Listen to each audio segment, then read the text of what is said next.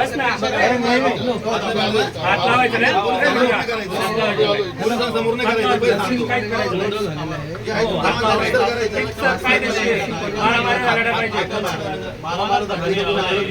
एक मिनिट तो प्रेशर त्याचा एक प्रेशर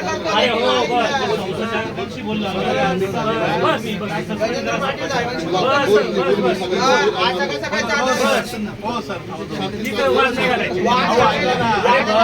यांनी जर काम केलं असतं व्यवस्थित नसतं हे झालं नसतं. त्यांनी आत्महत्या केल्या मग काय करायचं